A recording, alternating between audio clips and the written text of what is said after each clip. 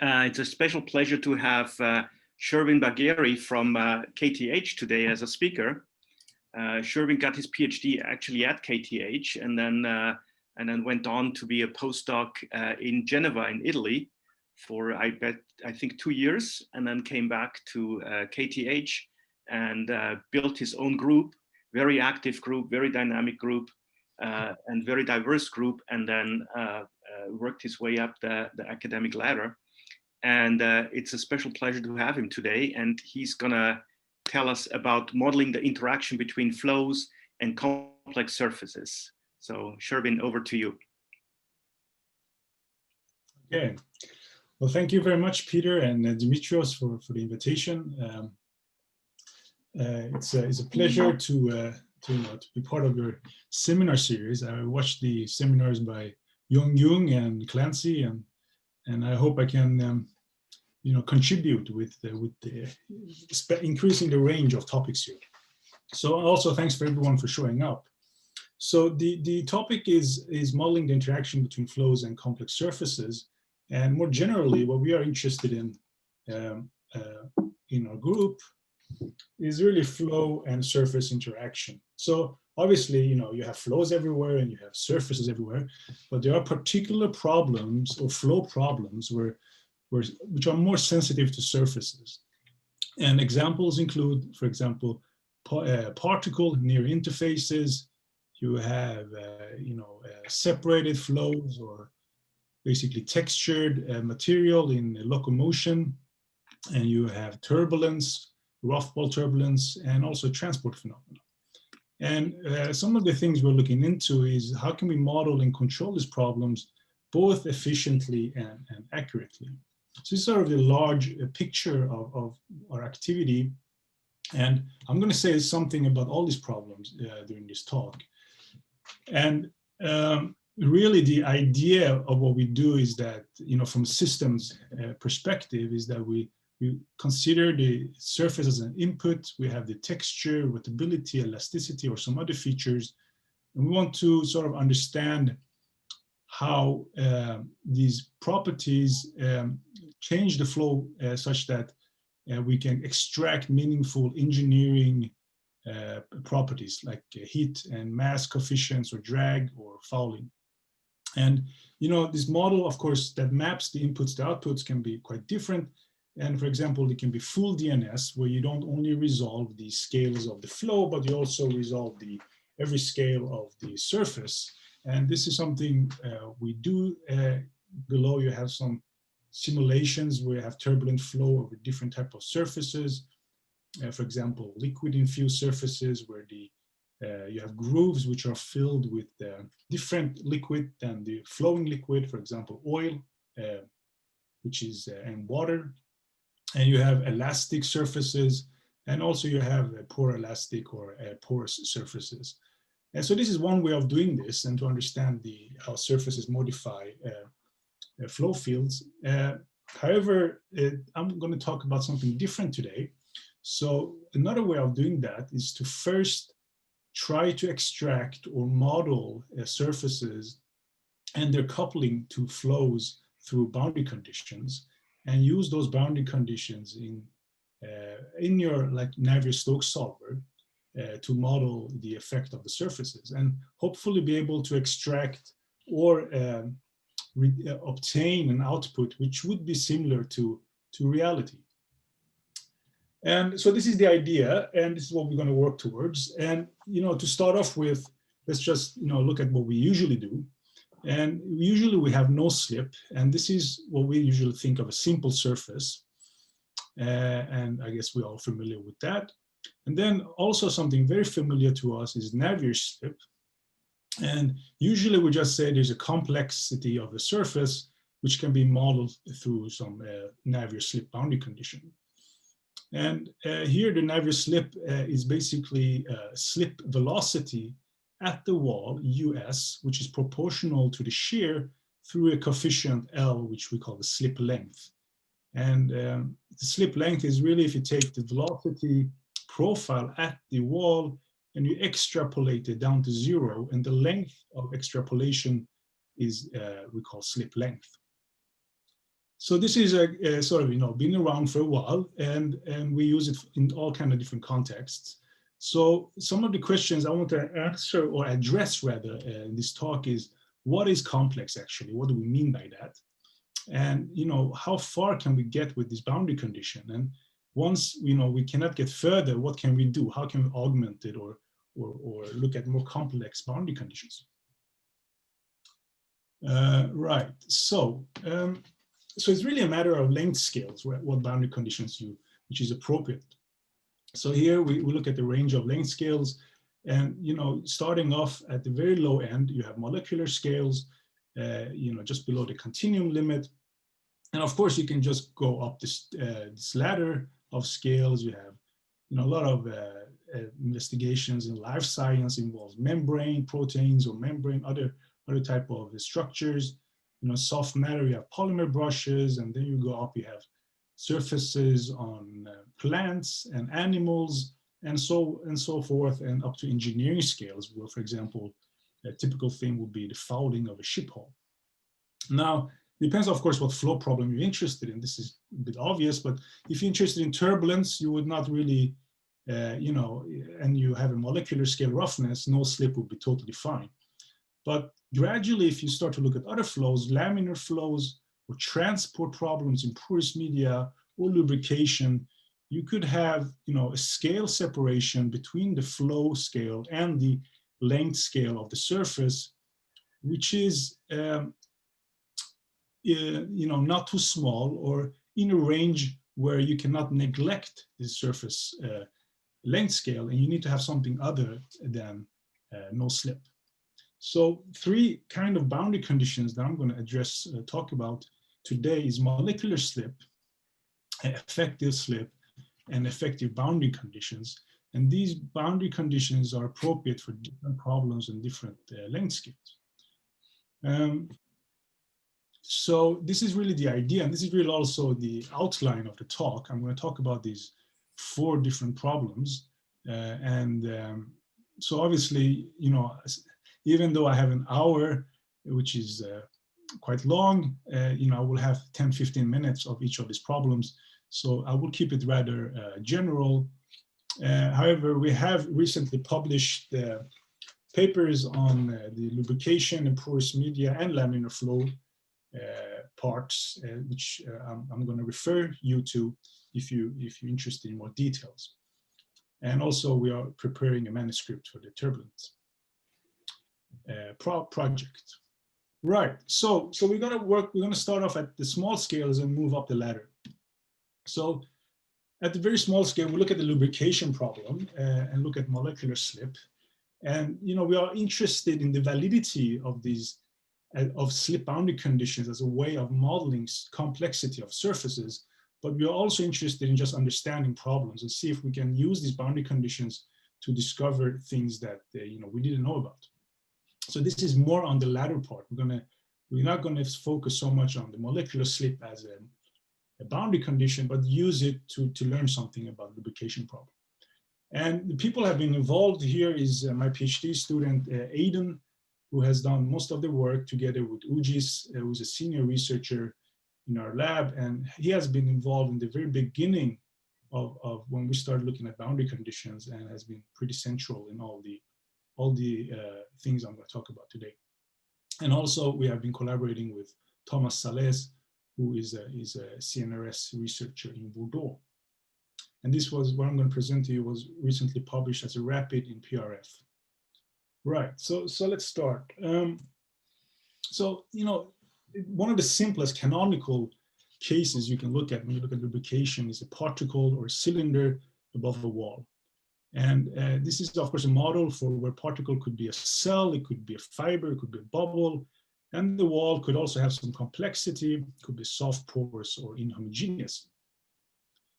And what is of interest here is that we want to understand, as this particle is moving, for example, parallel to the wall, what kind of forces are induced on this particle through its interaction with the wall. So it's not making contact with the wall, but it's modifying the flow in the thin gap such that the forces on the cylinder are modified. And this is the most simplest thing we can think of is, of course, rigid surfaces that are perfectly smooth with no slip boundary conditions. And if you just think of what happens if the cylinder is free to translate and rotate in any direction, but we have an imposed velocity parallel to the wall, what happens is that it just keeps moving with the same gap parallel to the wall. So there's no wall normal displacement. And this is a bit surprising, at least it was to me, because you would think that the presence of the wall would somehow break the symmetry of the shear distribution around the cylinder, and there should be some sort of a wall normal motion. But this is not the case when the Reynolds number is very low and when the gap thickness is small. And actually, this was already shown and explained by Reynolds quite some time ago. This is a figure from his paper. So he actually did exactly this problem. And now he has a cylinder at the bottom, which is moving in a constant translation to the left, and the top wall, a flat wall, is fixed. And you sort of have a combination of a Couette and a Poisson flow here. So you have the Couette because you have imposed motion on the cylinder, but you have a variation of the gap thickness. So you need to have a pressure gradient in the gap to compensate, or really to enforce mass conservation. And because of this pressure gradient, you have a pressure distribution, of course, and these pressure distributions turns out to be antisymmetric. So if you integrate it and you want to compute the normal force, you project it in the normal direction, you get 0 because of the antisymmetry. So there is no wall normal displacement. And of course, this is well known in the field of lubrication for low Reynolds numbers. And what we wanted to look at is what happens now if you do something with the walls. And for example, if you have inhomogeneous wall, something on the wall is changing. It could be the surface charge, it could be wall roughness, wettability, or temperature. And what we can really anticipate already is that we will break the pressure symmetry, obviously.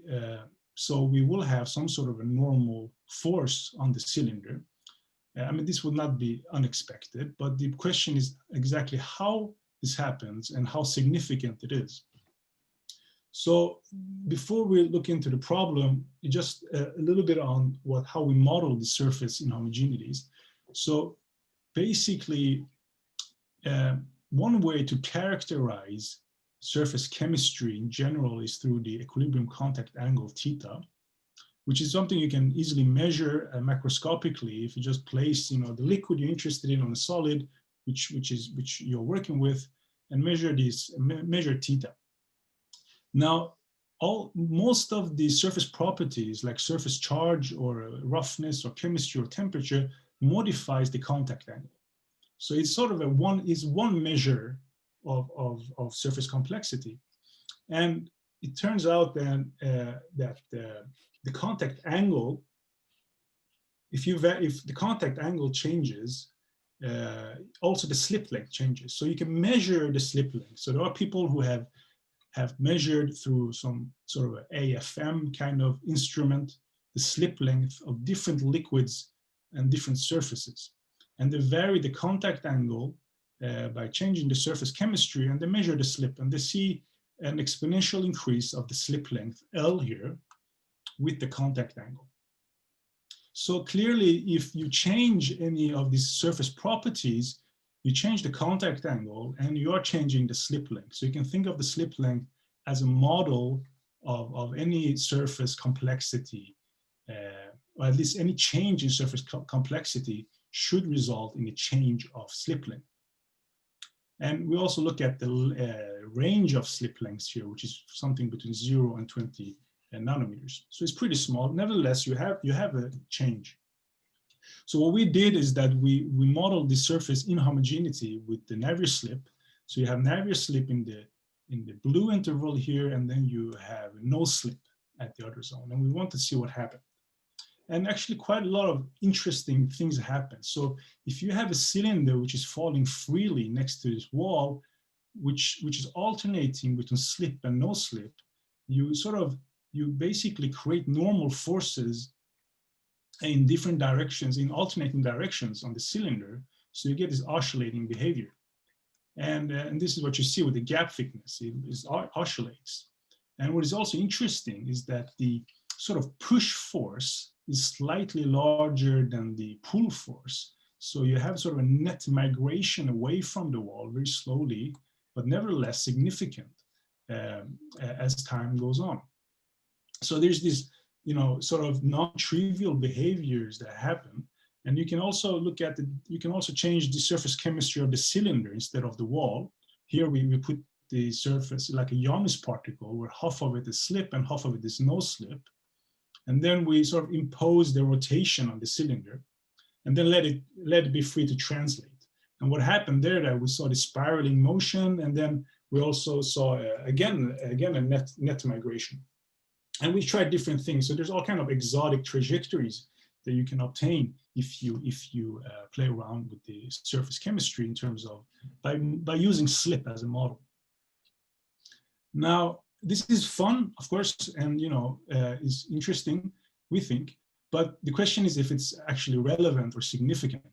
So what we did is that we solved this problem analytically using lubrication scaling, and then did an estimate of the normal force you would get on a cylinder. So the normal force on the cylinder scales with the viscosity of the liquid, of the velocity of the cylinder, the radius, and the slip length L, as well as inversely to the gap thickness to the power of 2. And this is what, so basically a priori you could make an estimate of this normal force. So we wanted to see if compared to other lubrication forces, this is has the same order of magnitude.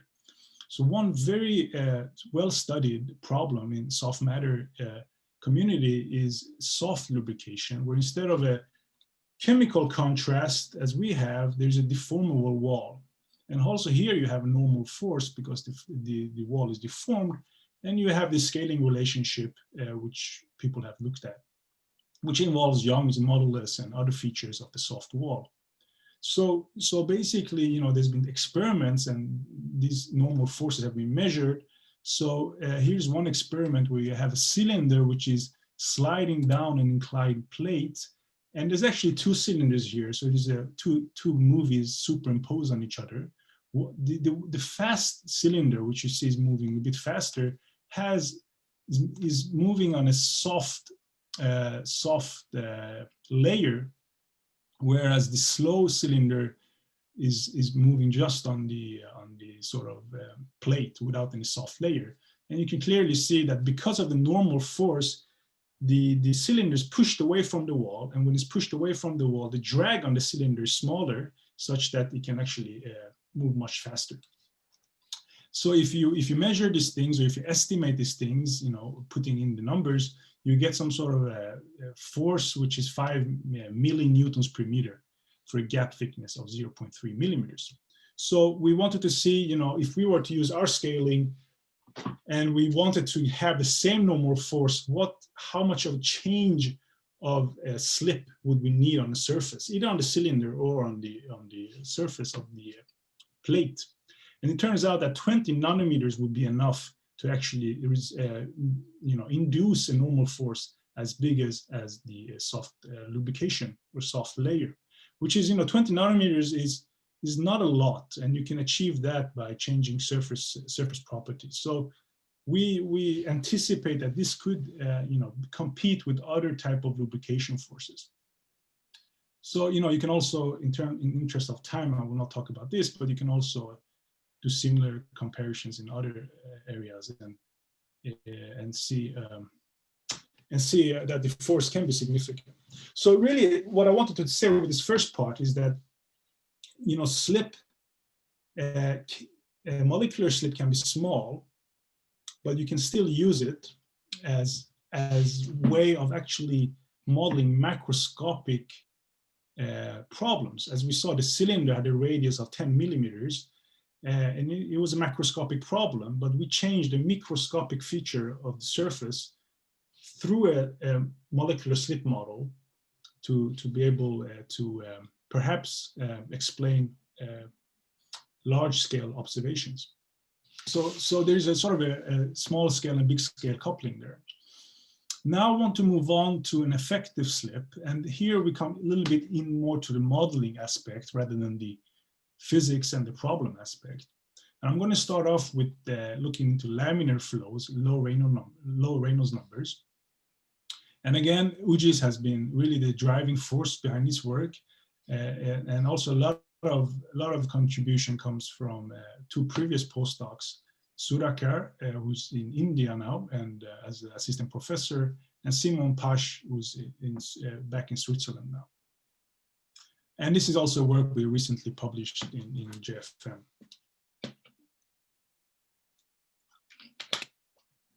Right, so I'm going to start off with a simple example, just to set the stage and the parameters here. So imagine that you just have a regular channel, but the bottom surface is grooved, all right? So it has a height A and a wavelength D, and you drive the flow with a constant pressure gradient here. And the channel height is much larger than the surface length scales. So you can solve this analytically, and what you can do is that you can take the velocity profile and average it in streamwise direction, and you get something like I have drawn there in blue. And you can this is the expression you get, and there's a constant here US, which appears there, and you can see that this is composed of two parts. So one of them is a pure Poiseuille flow, and one of them is a pure Couette flow.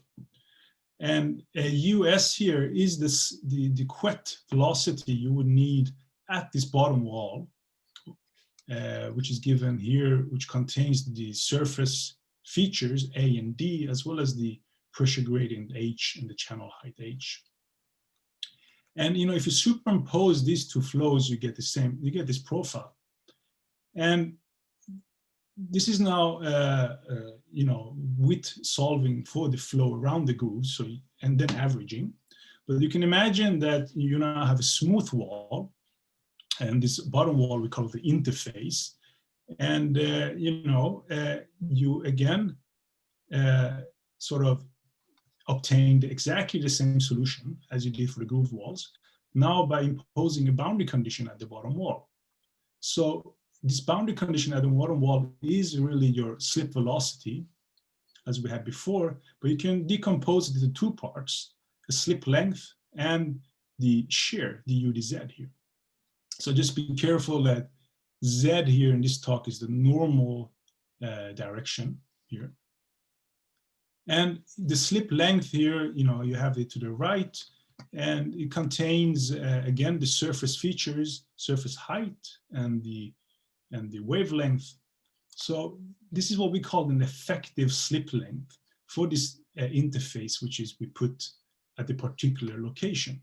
So this is just to illustrate that you can take a rough wall or a non-smooth wall and potentially replace it with the boundary condition and get the same velocity profile as if you would average your real solution. So this is the idea behind an effective slip boundary condition. And just before we move on, I want to be clear about one thing, and that is the choice of this interface location.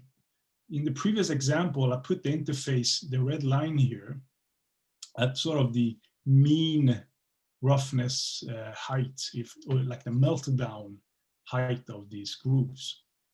And what we saw there is that we get a negative slip velocity.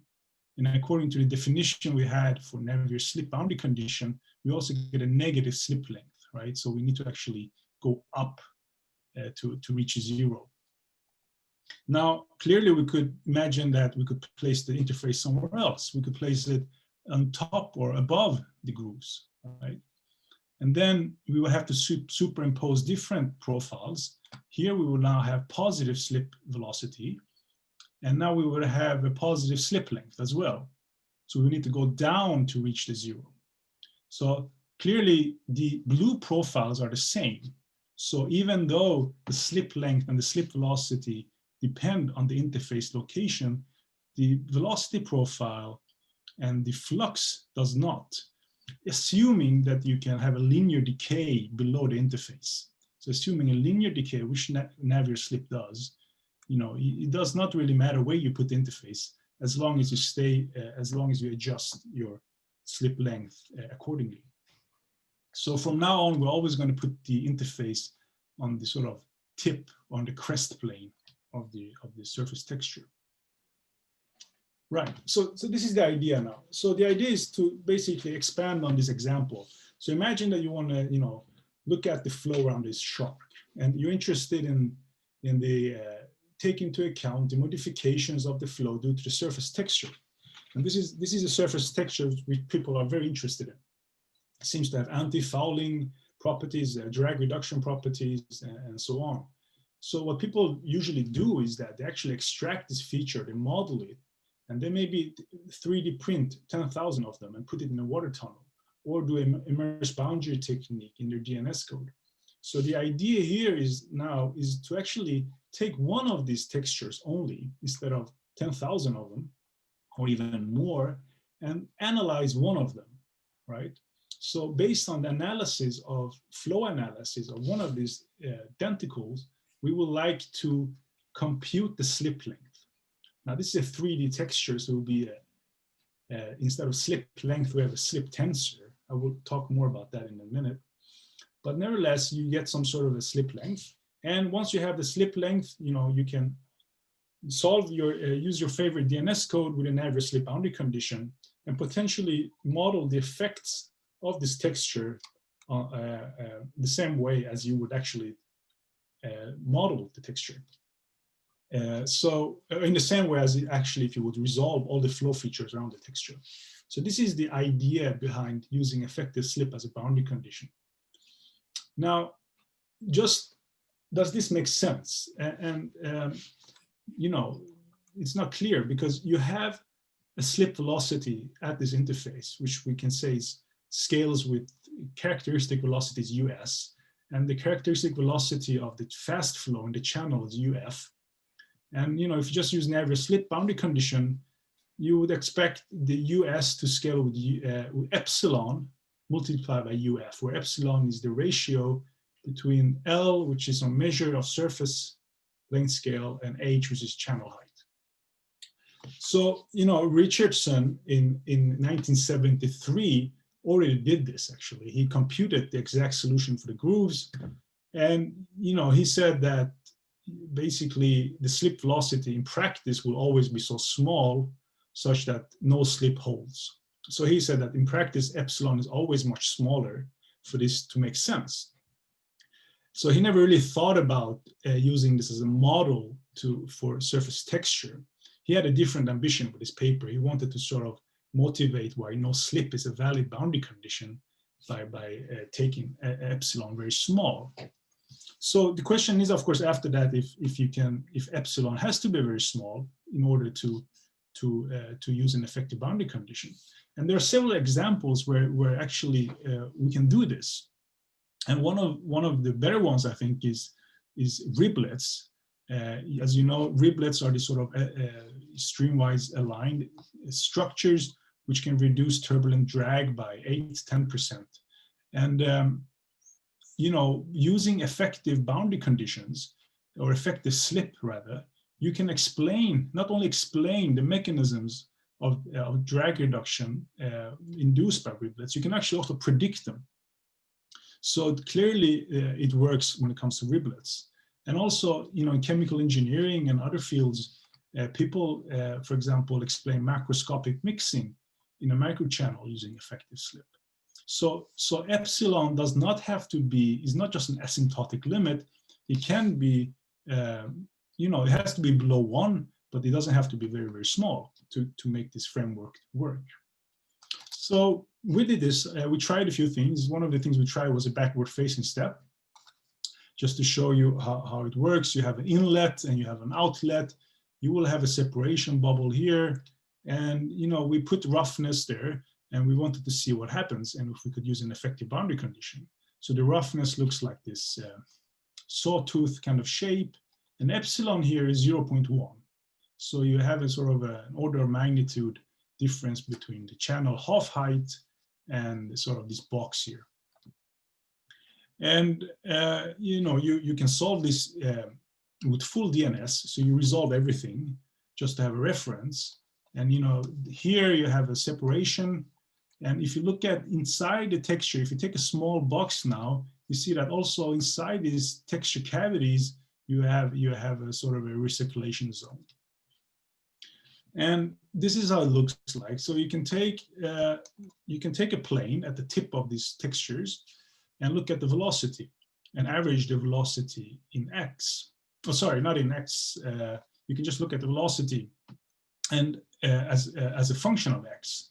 And you have the smooth wall in red and the rough wall in black. And both of these are now DNS, where you resolve everything. Just to show that, yeah, the roughness modifies the flow. So you still have a separation zone, which is more or less the same length as the smooth one, but clearly you have a smaller negative velocity. And the Reynolds number, near this interface or at this interface is an order of magnitude smaller than the Reynolds number in the middle of the channel. Fine. So the question was, can we now put an interface boundary condition there? And so instead we just remove the texture and we put the slip boundary condition, and see that yes, with the slip boundary condition we can get the same. We can modify the flow in exactly the same way, more or less, as if you were to have the real texture there. So here epsilon is not very small, it's 0.1, and the Reynolds number is not very small either. So we think that this could be an interesting way of modeling roughness. So just a few more slides on how to expand on this. As I said, for 3D textures that are anisotropic, you will need to talk about a slip tensor, big L.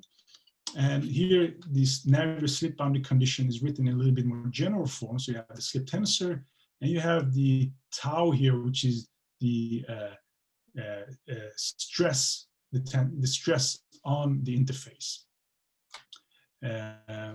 And the fluid stress, basically, as you see here to the right.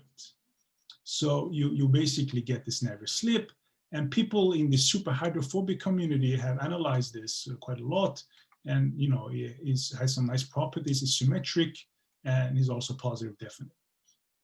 And so this is one way also to model roughness. So the question is, how do you get this slip tensor?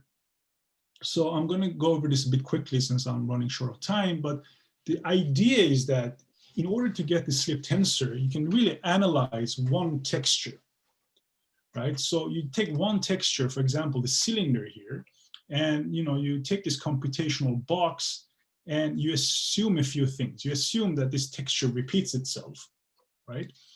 So if it doesn't do that, you need a bigger computational box, but if it does that, you only need the small box. And you have a scale separation and also a small Reynolds number assumption.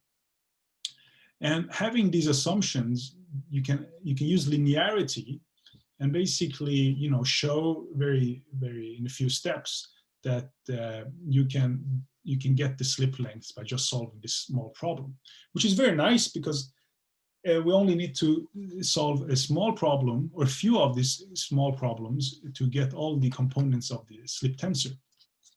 For example, we did this for actually a shark skin using a free-frame package, and we, again, for having the interface at the crest plane of the surfaces, we get these values for the slip length in X and in Y direction.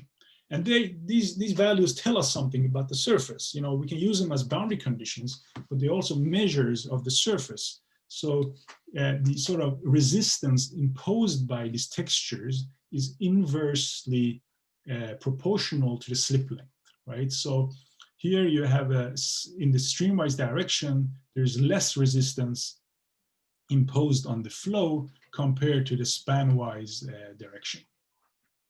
So this is could be interesting approach, we think, although we haven't really pushed this further, to instead of fabricating 10,000 of these guys, whether they are this sort of mushroom-shaped structures or something else, actually analyze one of them and then have a boundary condition instead. And so far what I presented is basically slip models for momentum transport. We talked about friction, but you know, you can imagine extensions of these boundary conditions taking into account that they're deformable. You can also imagine heat transfer boundary conditions as you know, going together with these slip boundary conditions or mass transfer. So, and potentially you could use this to design or predict and control relatively low Reynolds number applications. Right.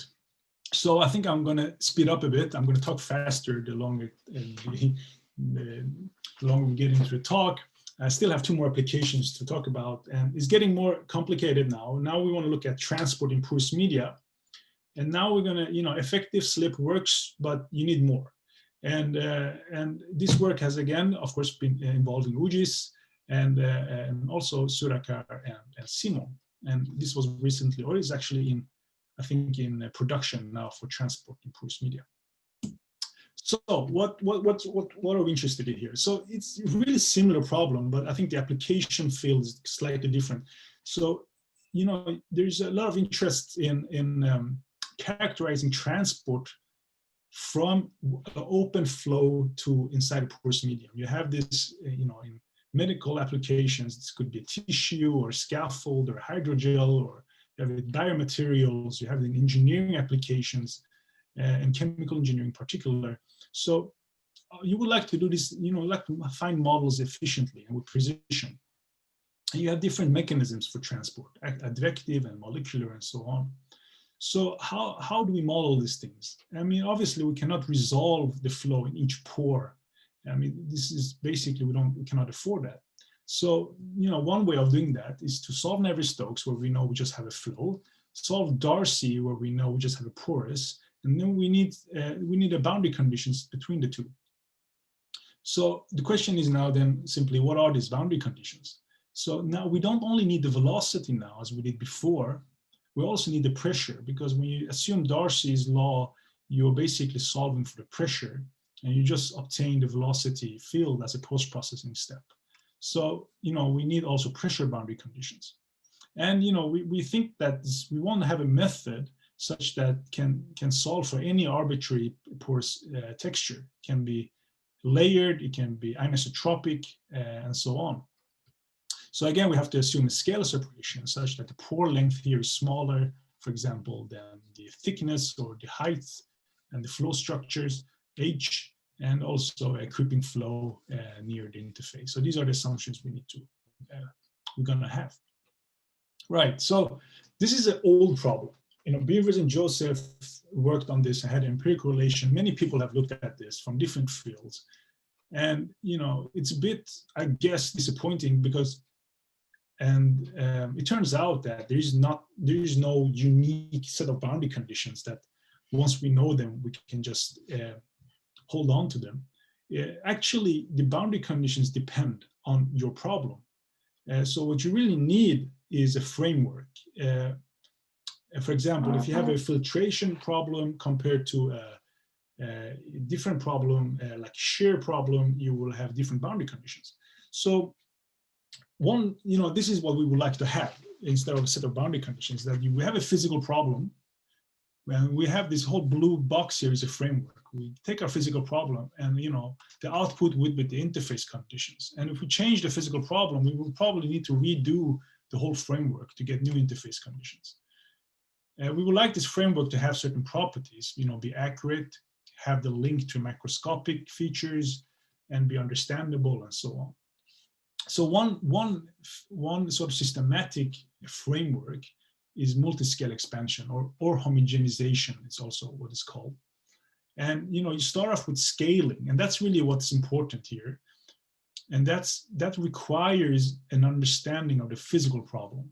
So once you have your scalings appropriate for your problem, you can just put it into this machinery and you get boundary conditions, and then you have constraints from boundary conditions and mass conservations, and you get your interface conditions. So, you know, this once you have this framework, you can use it, and I'm going to show you an example of that. So just, I'm not going to say much about the multiscale expansion, but it's just a regular multiscale expansion. Once you have your scaling, you basically expand in epsilon, which is the ratio between the surface length scale and the channel or this system length scale. And then you average. So this is, I'm not going to go into that, but there's a systematic way of doing that. Now, what happens? So again, look, let's go back to our problem, free flow and the porous media and interface conditions. And we do this multiscale expansion, and we stop at the first order. Now, what we obtain is that we get velocity at the interface is proportional to the stress, fluid stress at the interface tau, the stress that we talked about in the previous part. And here we have now the slip length. So tensor. So this is basically our effective slip boundary condition that we talked about before. So this is what we see. And now for the pressure, we see that we have a pressure jump. So P minus here is the pressure in the porous medium, and P is the pressure above the interface in the free flow.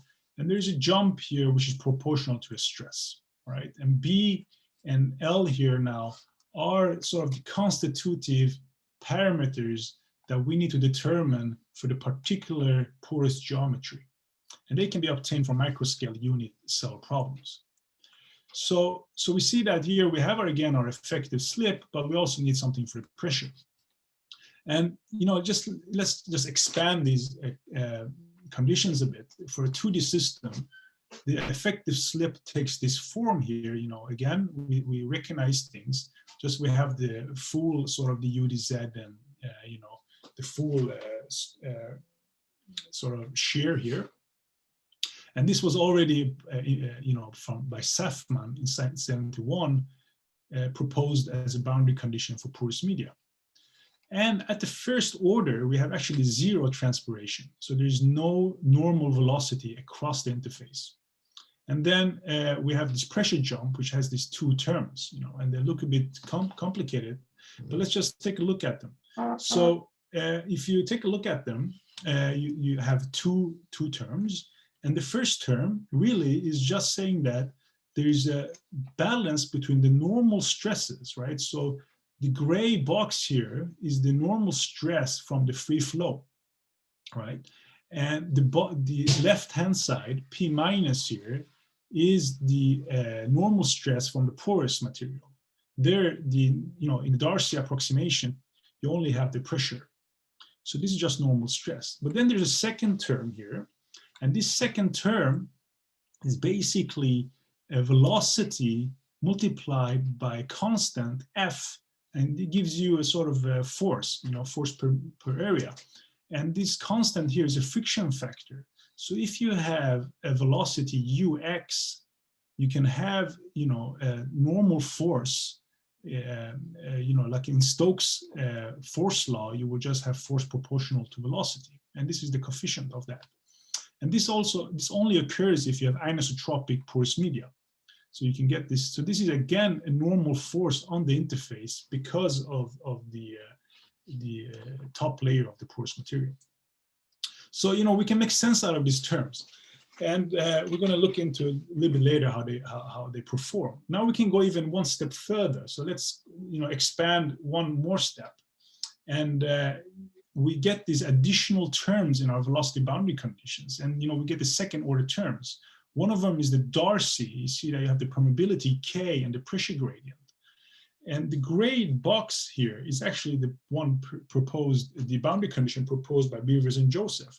So they had a sort of a mixed order boundary condition. They had, one second order term, but they didn't take into account the second order term. So you can say that it was maybe not asymptotically consistent what they did. But you have these two terms, and you have something similar for pressure. You have additional terms, which I'm not going to go into. But I think we're going to talk a little bit about the velocity boundary conditions. It gets interesting, especially when we study turbulent flows.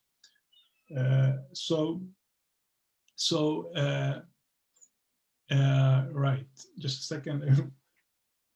Yeah, okay. My son just came home from school, so I had to, he knows he should be quiet.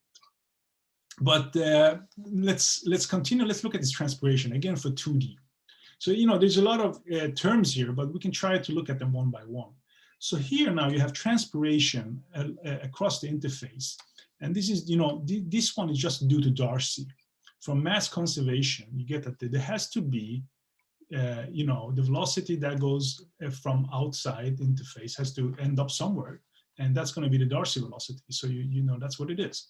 Now, the second term was interesting. When we discovered this term, we didn't really know what it was, but it turns out that there's another term due to mass conservation. And this term arises if you have a variation of shear. So imagine that you have now these two different profiles, right? So there's a slip velocity here, and there's a slip velocity to the right, and the velocity to the right is larger than to the left. And of course, if you take a control volume and look at the mass conservation, and you see that, if you have a different influx and outflux in the streamwise direction, you need to have a normal influx or outflux to compensate for that. So you get transpiration due to variation of shear, right? And then we think that this could be important, for example, for mass transfer and transport into porous media. So here, just as sort of a mass transport equations, you have advective and diffusive transport of a concentration, A and B. And, if you take the first order boundary condition, UZ will be 0. So even though you have maybe very strong concentration gradients in the normal direction, which you typically have if you have a free flow and a porous medium, you will have probably strong concentration gradients.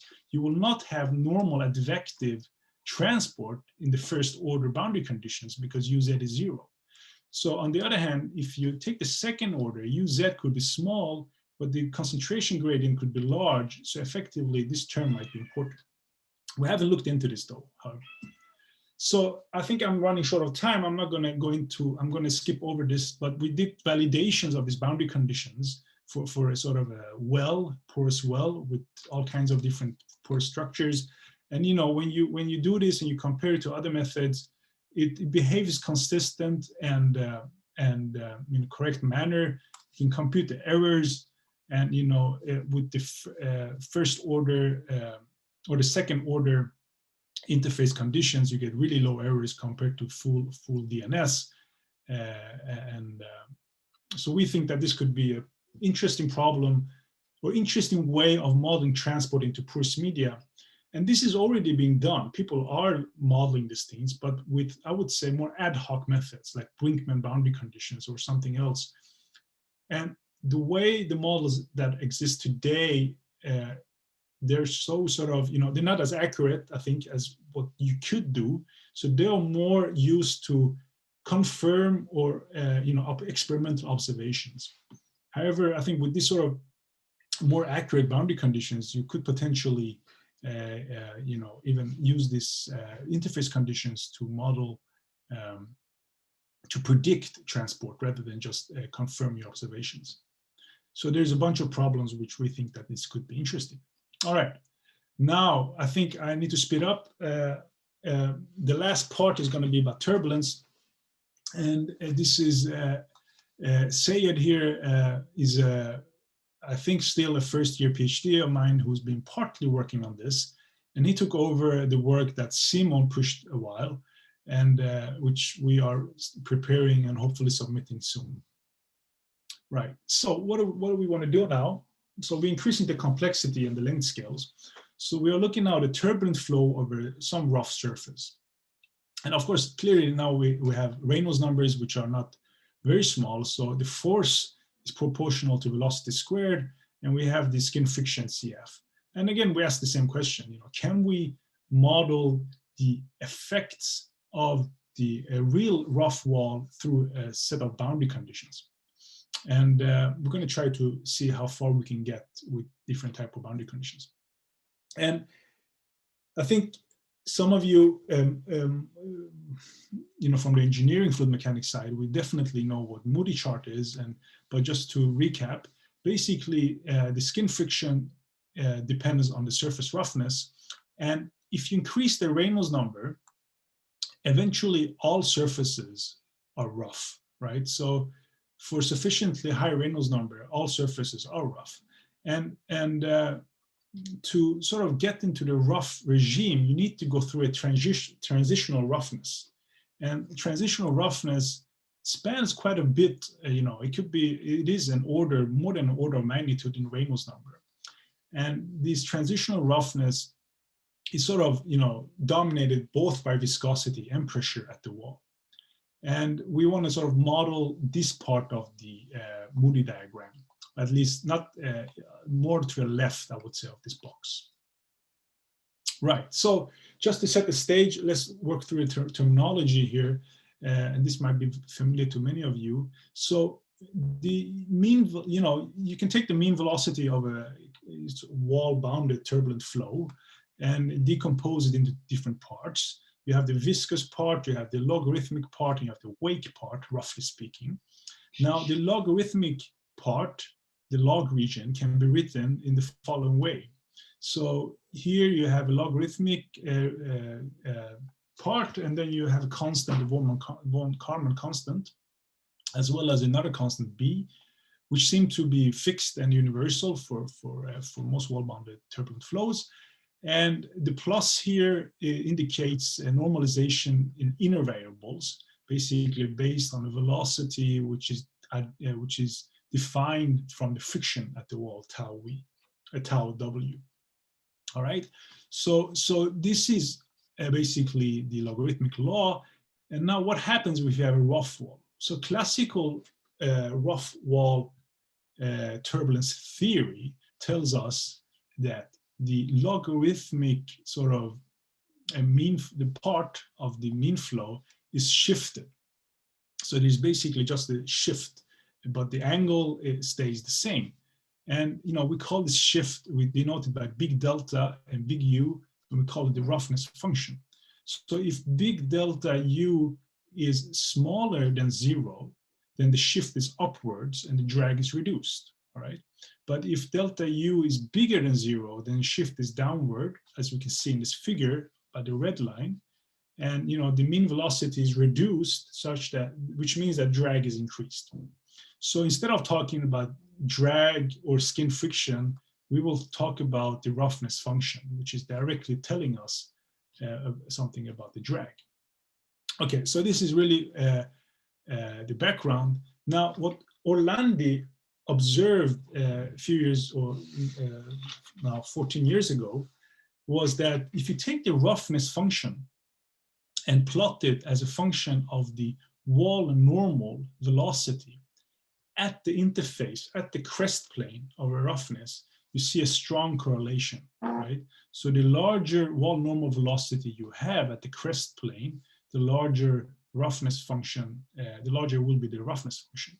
And he did this for different textures, right? He took bars, rods, and all kinds of different things. And more or less, you see a pretty good correlation. So this tells us that transpiration at the crest plane, at the interface of a textured surface, is important. And so when we saw this, we said, well, why don't we try our transpiration boundary condition, which we obtained from our MultiScale expansion of porous media. And this is how it looked like. This is exactly the second order condition that we got from our porous media. And now we're looking at the rough wall, so we can neglect the second term, which is really only if you have a porous wall. What we have now is two terms, the effective slip term and this variation of shear that we had before. And we can do a little bit of hand picking. There's still a lot of terms here, so we do a little bit of hand picking, and we come up with something we call transpiration resistance model. It's a mixed order model. So we do a little bit what we like. For the tangential velocity, we just take the slip for the streamwise and spanwise. And if you put in the Reynolds decomposition, you get, of course, two terms, the slip imposed for the mean flow and for the fluctuations. And now we are looking at the turbulent channel flow, a parallel flow. So we only have, for the spanwise direction, we only have the fluctuation. So this is just a regular slip. Now for normal velocity transpiration, now we take the second order term because the first order is 0. So the second order, we have these variations of shear, streamwise variations of shear multiplied by these coefficients. So if we now take a look at the turbulent flow, you can actually observe that the variation of streamwise velocities with the wall normal coordinate are small, compared to the other terms at least. So these terms can be approximately neglected. And what we end up with really is these three different coefficients. So we have the slip lengths, and we have this transpiration length here. So I want to say a few things about this transpiration length, since we think it's important. So what we did is we just performed turbulent channel flow simulations over tau 180. We fixed the slip length values to the laminar values, or really closely related to the Stokes values that we can compute from this unit cell approach that I mentioned before. And then we just, varied this transpiration coefficient M here from 2 to 10. And then we wanted to see what happened. And what we saw is that, so this is the mean velocity profile. So black here is smooth. And the other curves are when you vary this transpiration length or transpiration coefficient. You can clearly see that if you increase the transpiration coefficient, you get an increase of delta U. So there's a strong correlation between this coefficient in the boundary condition and the roughness function. So we have a sort of a parameter now, which is a drag increasing parameter in our boundary conditions. And so this is nice, but does it make sense? You could probably just put anything there perhaps, but it does make sense, I think, from a physical point of view. So if you look at the cross plane of a turbulent flow, you can imagine that it's dominated by quasi-streamwise vortices, which are alternating in sign. And what you take, if you take an interface now between the roughness and these structures, you can see that the span-wise velocity varies, right? So here you have span-wise velocity to the right, and here you have to the left. And clearly, if you take a control volume here, and it's a rough surface, you cannot have any flux from the bottom of the control volume, and you have outflux from the normal faces. You need to have some flux coming in from the sort of parallel face. And this is just the mass conservation, on this control volume. And really, this is basically, or this is exactly what this boundary condition does. If you sort of, play around with this mass conservation expression, you can rewrite it like this boundary condition that we impose. So basically, we get this sort of, inflow and outflow through this coefficient M. And M is really the strength that is related to the surface texture of how much normal velocity is entrained into the surface. So we wanted to see if we can, now 2 more minutes, then I'm finished. So we wanted to see if we could, take a real texture surface and model it with the inhomogeneous boundary conditions. So we took this from literature. This is from Ricardo Garcia's group, where they took this, cubes at red 180, and these some, it's in terms of sand grain roughness is around 20. So it's in transitional regime early on, I would say. So what Ricardo has shown in several works is that, and it also comes from the work of Lucchini, is that, small textures does not really disturb the near wall cycle of turbulence. It just displaces it. So effect of roughness is just a shift of the stresses of the turbulence. And this is also what we see when we use our boundary conditions. So if again we have the black and smooth, and these red dots now are geometry resolved, the full DNS, and then we have our boundary conditions where we can sort of just sweep through M and get different curves. And if we shift it, if we take the wall normal velocity now, coordinate, which is now Y, not Z, and we shift it with the appropriate value, we can get all of them to collapse, even with a smooth wall. So we see clearly that there's just a displacement. And this value here is called virtual origin of turbulence, which has been, I think perhaps even discovered by Ricardo. And, and you can estimate this, of course, only after you have done the simulations. We don't know this shift a priori. But clearly what this shows is that these boundary conditions behave, or they modify the turbulence in the same way as a real rough wall does. And also there's a physical meaningfulness to this M parameter. And you can do this for all Reynolds stresses, and they all collapse when you shift it with the same amount, right? So this is clearly showing that it's a virtual region. There's a displacement of turbulence. Right. All right. So this is the last slide, and what I want to just to summarize this talk, which I guess has been dispersed in terms of applications, but the common theme here has really been modeling surfaces. And we have looked at different length scales, and the green zones here I think are zones where we can really do well with effective boundary conditions. It's just a matter of technicality, before we can get the boundary conditions. Now, when it comes to turbulence, we can do a little bit in the transitional regime, but really it's for small textures that this works. And what we have looked at here, when we look at the mapping from surface feature to some sort of a transport coefficient, is a linear constitutive relation for a texture or for the surface. And there are other ways one can do this, of course. You can imagine non-linear, more advanced versions. You can look at concurrent multi-scale methods. That would be basically where you solve the unit cell problems at every time step. We just solved once, that's a more advanced method. Or you can look at data-driven machine learning methods that basically you let deep learning just figure out the mapping between the surface texture and the coefficients if you have sufficient amount of data. And this is something actually we're starting to look into now. Right, so that sort of wraps up, and I just want to finish off with the thank you slide. This is I want to thank everyone in my group, and this is a picture from our group and some additional collaborators.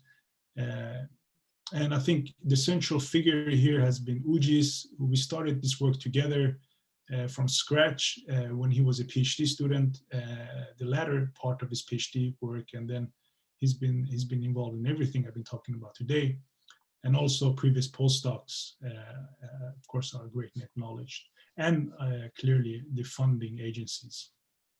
So, I'm very interested in applications or problems where any form of these boundary conditions that we have derived can be useful. So please reach out if you have any of these problems you want to work on, and you can go out to our group homepage and find all the contact info of me and Ujis and other people there. So I think I'll stop there and take any questions you may have.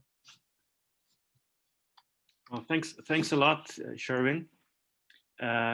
We're gonna go to the question. We keep it fairly informal, so just unmute yourself and fire away with questions if you have some.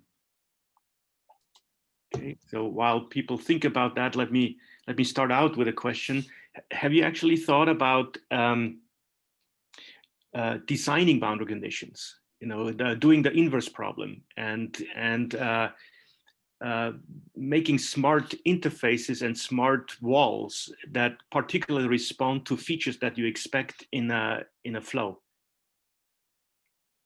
Yes, I mean that's sort of the next step, right? So you want to find a surface that modifies the flow in the way you would like it to. Yep. And this is something, the inverse problem, we would like to work on it. And at first I thought topology optimization would be the right way to go. Then I looked at it and I felt the forward problem was difficult enough.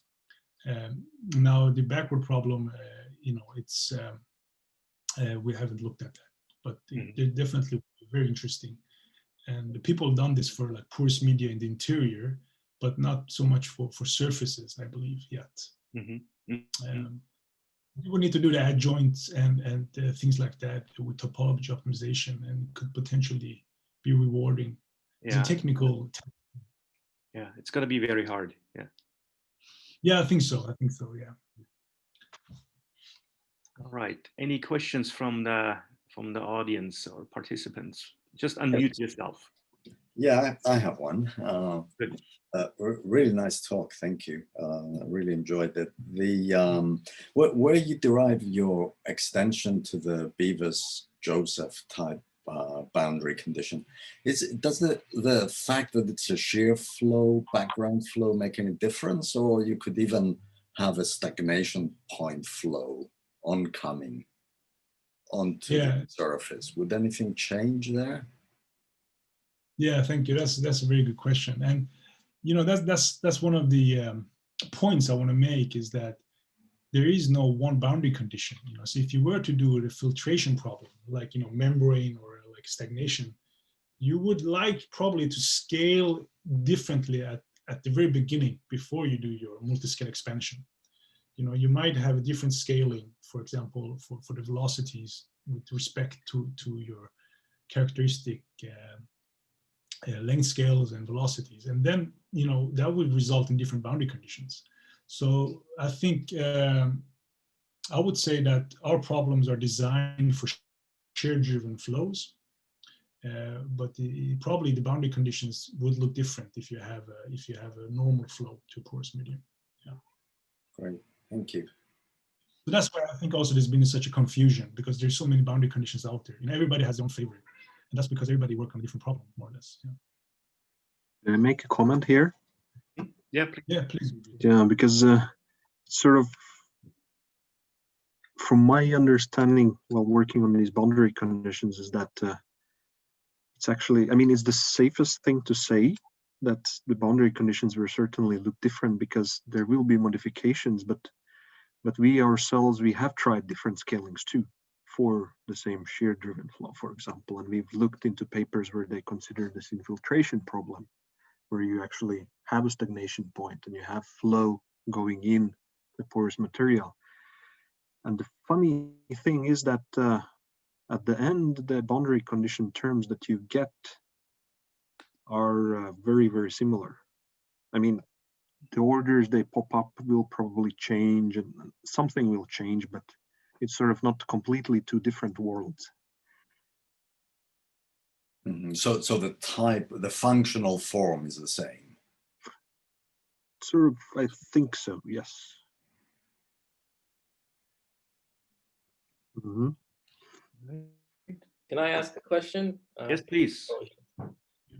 So I'm thinking more of the kind of lubrication and laminar applications that you talked about in the first part of the talk. And you mentioned Richardson's paper, where it says that, well, epsilon is always small, so we don't need a slip length.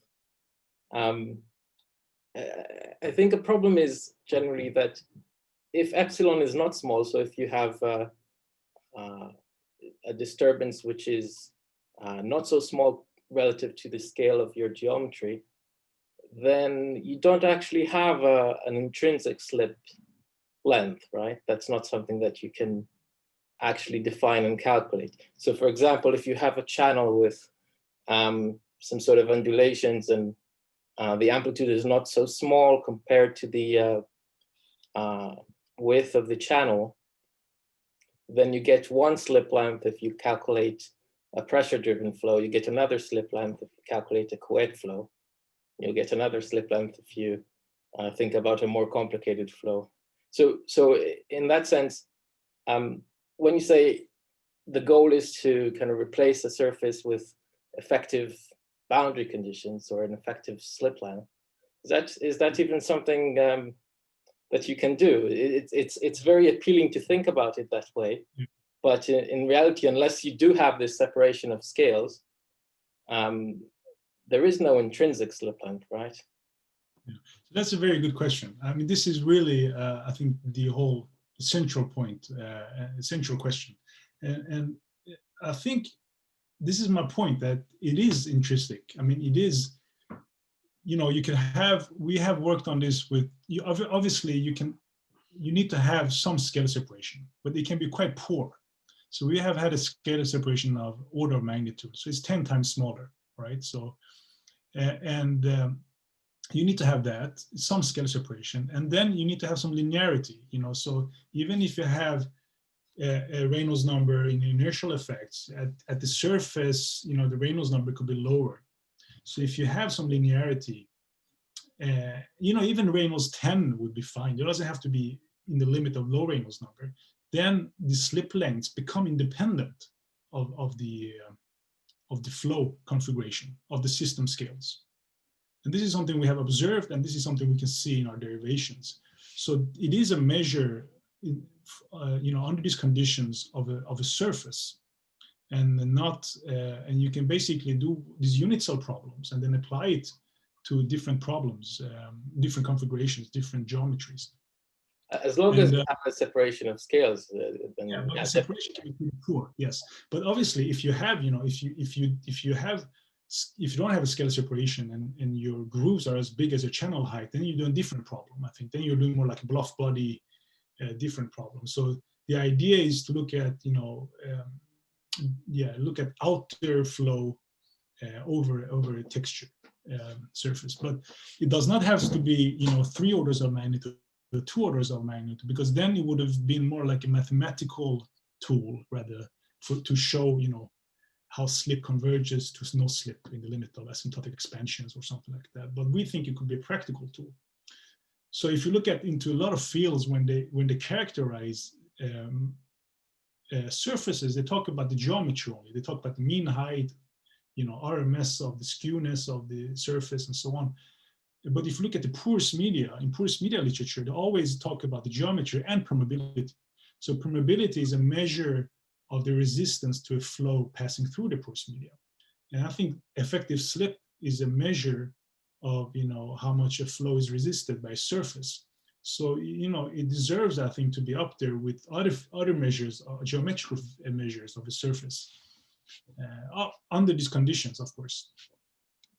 So I think, it can only be defined when theoretically, when the scale separation is perfect, right? Otherwise, you can't actually define the